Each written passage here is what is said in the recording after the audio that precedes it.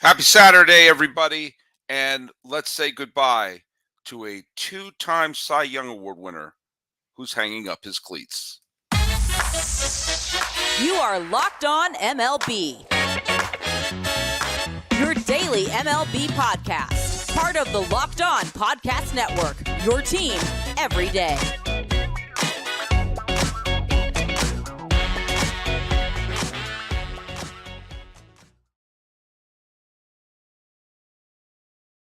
Hello, baseball fans, and welcome to Locked On MLB, part of the Locked On Podcast Network, where it's your team every day. This is the daily podcast. We talk about all of Major League Baseball.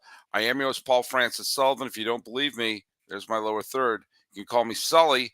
I've been a baseball podcaster for well over a decade now, and pitchers and catchers are reporting soon for my sixth season here at the Locked On Podcast Network. Follow us at Locked On MLB Pods on Twitter or whatever the hell it's called now. And on Instagram, I'm your pal Sully. I'm at Sully Baseball on Twitter, Sully Baseball Podcast on Instagram. And please subscribe to us on YouTube. Hit the thing. You know how to subscribe on YouTube. If you're watching me now, chances are you're smart enough to pull that one off. And just a quick note, as we're doing a rare Saturday show, but it may not be so rare going forward. Today's episode is brought to you by FanDuel. Make every moment more. New customers, join today and you'll get $200 in bonus bets if your first bet of $5 or more wins. Visit FanDuel.com/lockedon to get started. Decided to do a Saturday show as well. Some behind the scenes reasons, also one because I feel like doing them. We're gonna have a bunch of previews for the season coming forward over the next bunch of days, next bunch of weeks. It's tough to do a series preview right now or season preview right now for the main reason that there are a bunch of people who are still available who could be impactful free agents. Montgomery is still available. Bellinger is still available. Soler is still available. There's a bunch of very good players who are still out there. And we're going to talk briefly about one and tying it into someone whose career we are saying goodbye to. Hey, we got our first comment of the day. We'll get Lawrence, we'll get to you in just a bit because we are tying this in a little bit to Corey Kluber. So if you see the name of this podcast, you will know all about it. But let's talk a little bit about the trivia question that I put out there the other day. It was a tough one.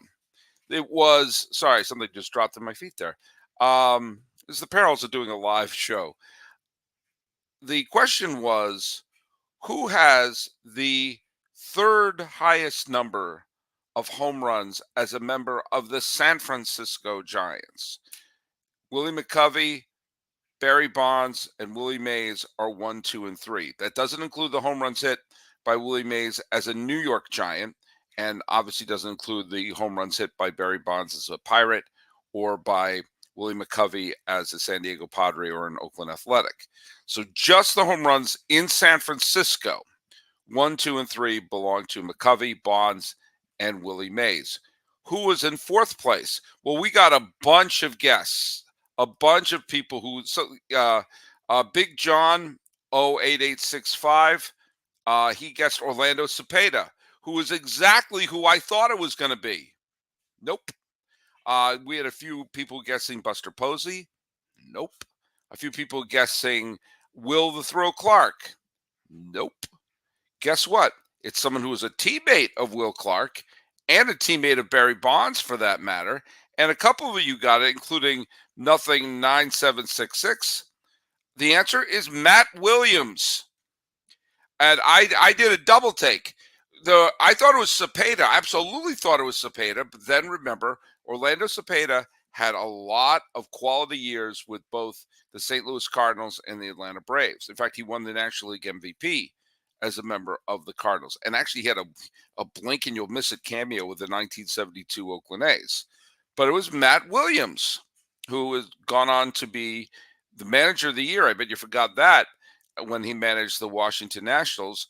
Ironically, they were beaten by the San Francisco Giants in the playoffs that year. And he's come back to the Bay Area. He was a coach with the Oakland A's for a while, and he's joined Bob Melvin, who I believe was also his teammate with, I'm doing some of this from memory, but Bob Melvin briefly played with Matt Williams with the Giants in the late 1980s. So there you go. The answer is Matt Williams.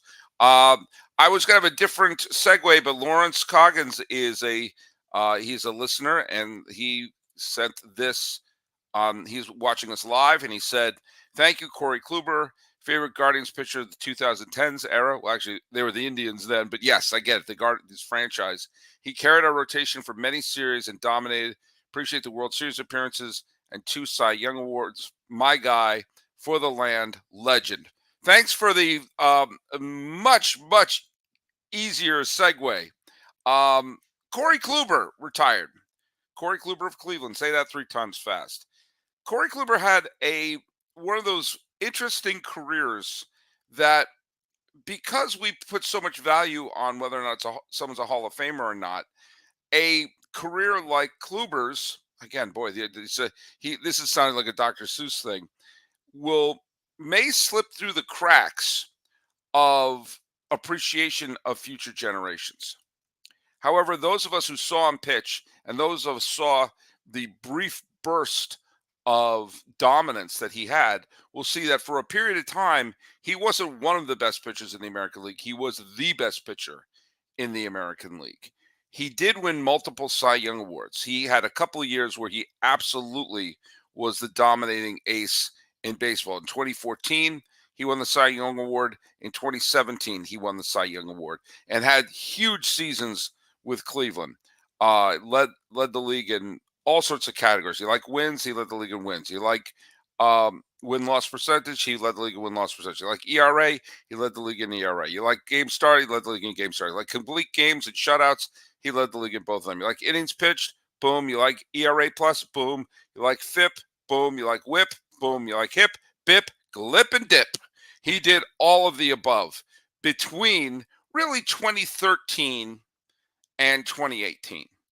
For that 6-season period of time, he was the best. Now, one of those years he won the Cy Young Award was 2014, which for most of the year, it looked like that was Felix Hernandez's award kept under lock and key. But it's kind of like how for most of this year, it looked like Gallen was going to win for Arizona, and then things got a little wonky, and Blake Snell shot past him to win his second Cy Young Award. We'll get to Blake Snell in just a minute.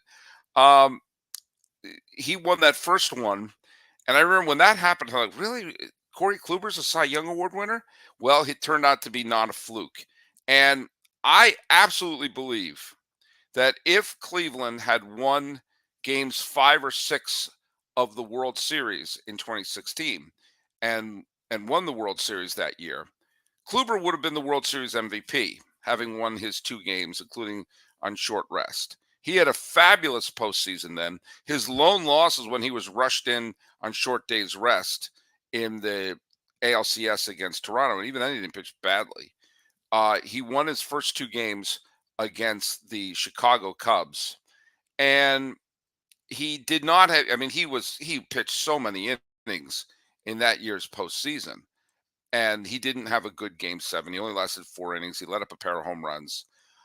I still think, however, keep in mind, he threw 6 shutout innings in game 1, which was a pretty easy victory for Cleveland. He pitched 6 solid innings in game 2, which again was a pretty solid victory for Cleveland. And he only pitched the 4 innings in the finale. But I think that if the Indians, and that is what they were called then, managed to rally, when after Rajai Davis hit that home run, then you had the next batter did get a hit. I mean, the winning run was on. And then the 9th inning, you had Santana, you had Lindor, and you had Kipnis. And Kipnis hit a long drive that hooked foul. If that one hit the foul pole, I think Kluber still would have won the World Series MVP, even though he had a poor game 7. And there's a precedent for that. There have been a precedent for pitchers having one bad game and still winning the MVP. Frank Viola got clobbered in game 4 of the World Series in 1987 and still won the World Series MVP that year. If that Jason Kipnis home run had not hooked foul, he would have pitched Kluber would have pitched 16 innings, won 2 games, and had a 2.81 earned run average in the World Series that year, which I think would be a compelling case for him to be the World Series MVP. Which, when you stop and think about that, maybe Jose Ramirez, a couple of people did have some good series. Jose Ramirez had a very good series too, and Brandon Guyer did as well. But think about that. He would have been the pitcher to deliver a championship to Cleveland. And Lawrence Scott did point something out that Kluber, Andrew Miller, and Cody Allen were all burnt out. Yeah, because Carrasco was injured, who had a wonderful season for them that year. There was one of, who was the other pitcher who was injured? It was Danny Salazar. I'm doing some of this from memory. Salazar and Carrasco were two of their best pitchers, and Carrasco was out for the entire postseason. And Salazar, his injuries reduced him to a mop-up role. And also remember Trevor Bauer, who's never been known to be the smartest person in the world, wound up chopping his hand up in a freaking drone in the middle of the playoffs, and they had to rush and play a bullpen game in the middle of the ALCS for the against Toronto, and they still almost won the World Series. Think about, in so many ways, Kluber was similar to Tim Lincecum in terms of a very short period of time dominated. The difference is the Giants won the series with Lincecum, and they didn't with Kluber. It wasn't Kluber's fault. You could have made the case that Lincecum was the MVP of the 2010 World Series as well. But you have these pitchers who are sometimes the key catalyst to a burst of energy on a team which had multiple years of dominance. Fernando Valenzuela and Oral Hershiser in the 1980s with the LA Dodgers. Lincecum, as I mentioned, Ron Guidry, who won one Cy Young Award, probably could have won another one if you looked at some of the years he had. They loved handing him out to relief pitchers in the 80s. Same thing happened with Rick Sutcliffe. You had players, Johan Santana, who for about a 4 or 5 year period was unquestionably the best pitcher in the American League. Kluber belongs in that category. Saberhagen, that's another one. He won 2 Cy Young Awards, pitched the Royals to a World Series championship with a little bit of help from Don Denkinger. That's the sort of area that Kluber belongs in. Someone who isn't a Hall of Famer, but had a Hall of Fame peak. And he dominated, had the huge stats, wound up getting a no-hitter in his cameo with the New York Yankees. And for those of you who do the Immaculate Grid, the end of Kluber's career is going to be very helpful for you because you want to pitch with the Rangers, the Red Sox, the Rays, and the Yankees. And I bet you forgot all of those. Well, the Kluber saga and saying goodbye to him is, reason to bring up Blake Snell. And I hate to do that, but we're going to have to go there.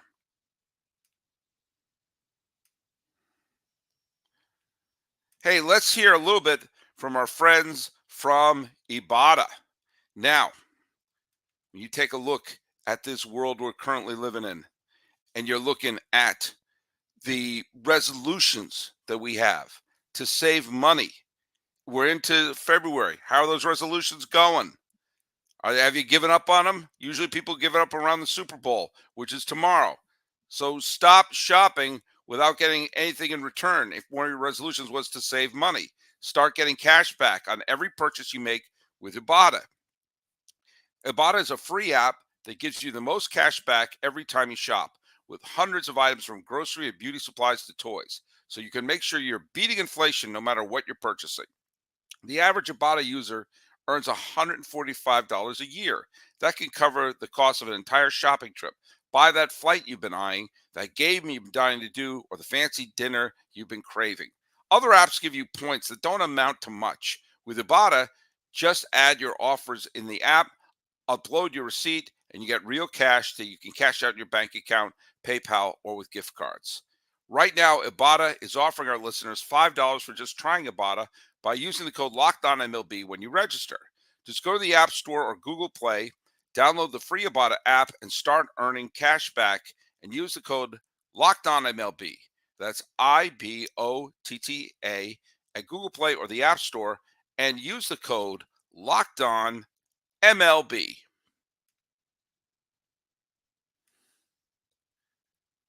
Here's a quick reminder that Locked On has begun the first ever national sports streaming channel on YouTube, and now you can find it on Amazon Fire TV. Locked On Sports Day is here for you 24/7, covering the top sports stories of the day with local experts of Locked On, plus our national shows covering every league. Find Locked On Sports Today channel now on Amazon Fire TV. I am a firm believer that I don't like to talk about contracts as good or bad only from the point of view of owners. I think that's one way fans will inadvertently carry the water for owners on a lot of issues. That being said, if I were running a team, I would want Blake Snell on my ball club. I just wouldn't necessarily want him for 7 or 8 or 9 years like he's wanting. I think that if you're going to sign someone like Blake Snell, I think 3, 4, maybe even 5 years is pretty much what you should send for him. And looking at someone like Corey Kluber is the exact reason why, despite the fact that Blake Snell has had a wonderful, few years, a couple of Cy Young award-winning years, and some other pretty good years along the way, when you start dipping your toe into your 30s and you are someone who wants the long-term deal, I, precedents have been set. The Jake Peavies of the world, who went on to have nice careers after their Cy Young contending years were over, are one possibility. Or then there's Brandon Webb, who won a Cy Young award, nearly won another, and then after that pitched one game and it was out. Corey Kluber, as recently as 2017 and 2018, was the pitcher of the American League. Let's just go back a little bit and just take a quick peek. Corey Kluber, when he was the same age as Blake Snell, was about to start a 20-7 year where he finished third in the Cy Young Award. This was after winning his second Cy Young Award. And that 2018 team where he led the league in innings pitched. After that, he had one more full season, the 2022 year. You can't take that away from him. He gave the Rays 164 innings of okay ball. He was fine. He was an innings eater. By last year with Boston, he was a non-factor. He did throw that no-hitter for the Yankees in 2021, but was nowhere to be found by the time the postseason started, which, by the way, consisted of one game for the Yankees. He pitched one game for the Texas Rangers. Now, Snell is a free agent, and maybe he picked the wrong year to have his free agency. You would think coming off a Cy Young victory would be the ideal time to hit free agency, but apparently people are taking a look and say, look at, he's terrific. There's my first look into the day. He's had a terrific season. He's had a couple really great years. I don't think there's a team in baseball that couldn't benefit from having Corey Kluber on there, but what are you going to do? I would offer him, if I were a team, I would offer him 4 years with a very high, annual value. But the years is what's gonna kill him. Is what's gonna absolutely kill him. Excuse my cough there. It's doing it live. So there is a bit of a warning sign. This is why he's still not signed. And if I were him, he's gonna make piles of money. He's going to have enough money, as I said, for his great-grandchildren to go to law school and not have to worry about it. Hell, in his career already, he's a millionaire many times over. I mean, he's been making 11, 13, 16 million dollars and has earned every penny of it and will get paid well. But I think that he can't look out and say, why is nobody signing me? Fact of the matter is, there are warning signs. And the retirement of Corey Kluber, to me, is the greatest example I can think of that. Hey, apparently there's a sporting event going on tomorrow, and it is not the trucks loading up with stuff for pitchers and catchers. No, it's a Super Bowl, and I'm going to watch it, and I'm going to throw some bets on it using FanDuel, America's #1 sports book. I am not a big person making bets, but you can't resist doing it on Super Bowl Sunday. And they have so many ways for you to end the football season with a W or two or three. Not only can you bet on who will win Super Bowl 58, but FanDuel also has bets for which players will score a touchdown, how many points will be scored, and so much more. New customers join today. You get $200 in bonus bets if your first bet of $5 or more wins. Just visit FanDuel.com/lockedon to sign up. That's FanDuel.com/lockedon. Make every moment more with FanDuel, the official sportsbook partner of the National Football League.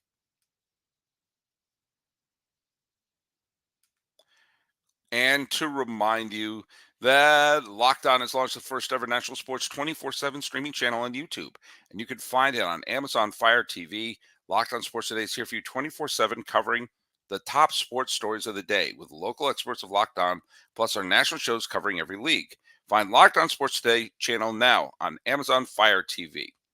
I have not been subtle about my dislike of the idea of the A's moving to Las Vegas. And oh, look at this. Carlos Vargas, who's an everyday Sully, says, as an Oakland A's fan, thank you for your continued support and coverage of our relocation saga. I pray that this scam ends and we get an owner and a commissioner that will do the right thing and sell the team. Well, do you know what, Carlos? I've clearly been on the side of the fans, although I am not totally blind. And I do see that, as decades have shown, that two teams in the Bay Area might be a tall order. I want the A's to stay, but for selfish reasons. And I do understand that maybe the A's had their best shot and it's not going to work out in Oakland. There are Portland, Charlotte, Nashville, and Montreal are four outstanding places to put a Major League Baseball team. And if baseball wants to expand by the end of this decade, there's no way they're going to expand to all four of them. That's why I thought Vegas just doesn't fit. But do you know what? For the benefit of being fair, I am going to read a comment that I got on YouTube, and I'm going to read it in as much of the entirety as I can. It's from Rob-L. Who's in Las Vegas, and he has said that he has learned to discount much of what is said in the Bay Area media. And to be fair, I was reading articles that were launched from the San Jose Mercury News. Not exactly an impartial observer on this saga. I talked about how the Las Vegas mayor basically said they should stay in Oakland. He points out the Las Vegas mayor is lame duck, angry that the A's didn't accept the city's offer for land in an undesirable location. Instead, they selected a superior location on the Strip in Clark County, outside of Las Vegas city limits. She wanted to be the baseball diva. Instead, she's on the outside and angry. The governor criticized her. Okay. Whether or not they play in the city of Las Vegas proper or in Paradise just outside, it's still going to be the Las Vegas A's, and the supposed advantages of the team are still going to go towards that city. But you know more about local politics than me on this particular subject. His second one. Location is excellent for both tourists and locals. If you think locals won't go, the Vegas Golden Knights play a block away and get plenty of locals. Okay, but I've pointed out a couple of things here. I don't think the Las Vegas Golden Knights are a good example to compare them with. I guess it's the only one, but they were the first. So there was the novelty of finally getting a team. I saw that exact thing happen when San Jose got the Sharks. Also, that's a Las Vegas team. That's a team that they didn't take the Arizona Coyotes away from Arizona. They didn't take the Vancouver Canucks away from Vancouver. That was an expansion team. That was a brand spanking new team, not a vagabond team with a owner that was that you mistrusted. Also, they were really good right out of the gate. They were basically they had the expansion draft and everything that favored them in a way that right out of the gate, hey, there's a new team and they're good, and they went to the Stanley Cup Finals and all that other thing. They've been good this whole time. Let's see how well they pack them in when they stink. What team stinks? The A's, a vagabond outsider team with tons of bad press about its ownership, plopping themselves into a stadium that doesn't exist and are going to be putting a minor league product on the field. I'm not buying that comparison. I'm sorry. I am going to read your whole thing, but I am going to address some things. Stadium renderings have been seen and called spectacular by MGM CEO. Okay, here's what I'll say about that. I lived in the Bay Area for a long time. I could do a flip book and make an animation of all the renderings that I've seen. A lot of them seemed positive and good and beautiful. Okay, I've seen them from Fremont, San Jose, Howard Terminal, the Coliseum site, all over the Bay Area. Fremont, the Cisco Field plan, the as I said, rebuilding outside the Coliseum plan, the Mills College plan. All right, so this someone drew a nice picture. I'll draw a nice picture later today. But until we start seeing a real progress of it being made, I've been literally seeing for decades renderings. The teams enlisted top architecture engineering, designing firms with an excellent track record. I hope so. I hope they just didn't let the 14th caller and KNBR do this. The main teacher union's not involved. That's actually not 100% true. There is some truth to it in a way. The main teacher union is not the one that's spearheading the movement. However, the main teacher union of Las Vegas, or the main teacher union of the state of Nevada, which is the what is the name of that? I have it here in my notes somewhere here. The Nevada State Education Associate Teachers Union. They are not the ones doing the lawsuit. That is correct. However, they oversee the separate PAC called Schools Over Stadium, and they have backed it at every step of the way. And I can tell you one thing. The teachers in Nevada are, they constantly send me emails because they are incredibly underfunded. And I think the 15th caller KNBR would get hired as a teacher.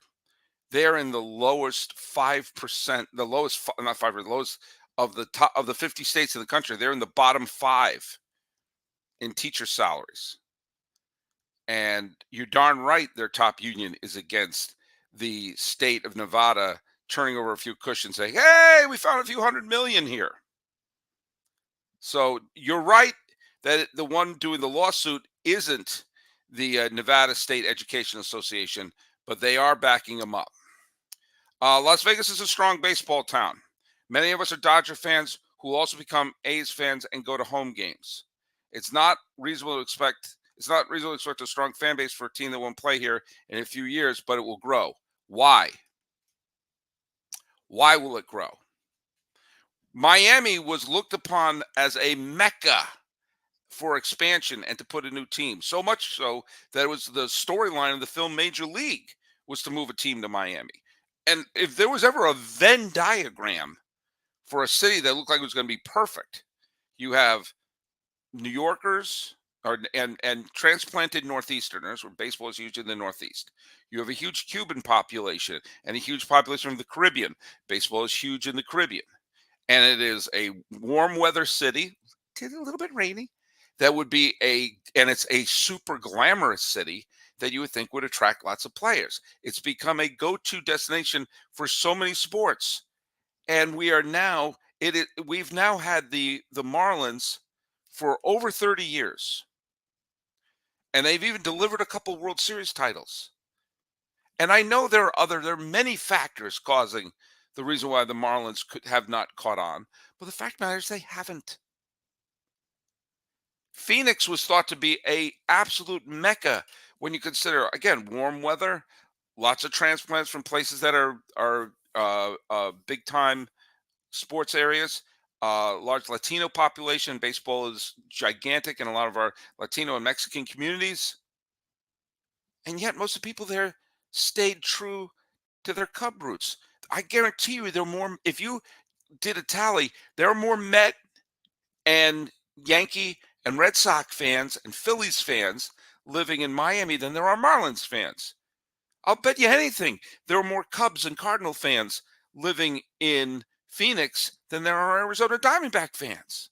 I'm not saying there aren't Marlin fans. I'm not saying there aren't Diamondback fans.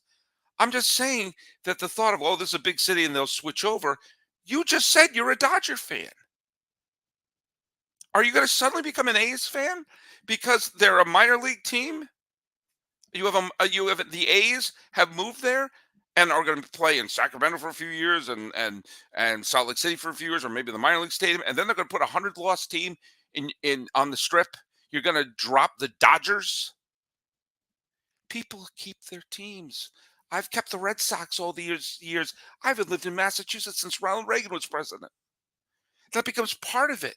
If you're a diehard Dodger fan and you want to go to a Dodger game, I live in Los Angeles. A flight to the drive from my home to Burbank Airport is takes less time than the flight from Burbank to Las Vegas. And you can get Dodger games there.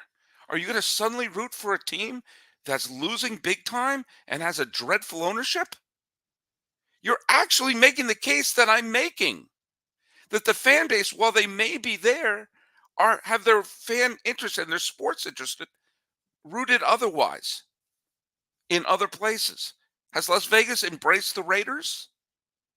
They've embraced the Golden Knights because it's theirs.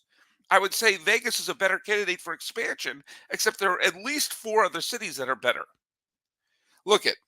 There's another look at for you all in Australia. I appreciate, Rob L., your message, and you may be right on a lot of these things. And I'm going to make this perfectly clear. If the A's move to Las Vegas, and it's still an if at this point, I want them to succeed. I do. I want every team's fan base to support their team. That makes baseball more fun. The A's have been a vagabond franchise since Connie Mack's kids propped up their father when he was senile and had no idea what he was doing, ruined the A's in Philadelphia, and since then they've been pinballing all around creation. But I still have my reservations about Las Vegas as a baseball city. And I think I'm right. All right, we got to wrap this up. I've gone long. Here's my trivia question. What specific World Series feat did the following Hall of Famers do? Catfish Hunter, Randy Johnson, and Walter Johnson. Those 3 pitchers who are currently in the Hall of Fame did a very specific feat in the World Series. What was it? Walter Johnson, Catfish Hunter, Randy Johnson. Put it down here. And Rob L., I think you're great. Thanks for writing in. And I'm combative. That's how I am. Talking about the Corey Kluber and Snell and the A's. This has been Locked On MLB for the 10th day of February 2024. I am your host, Paul Francis Sullivan. Please call me Sully.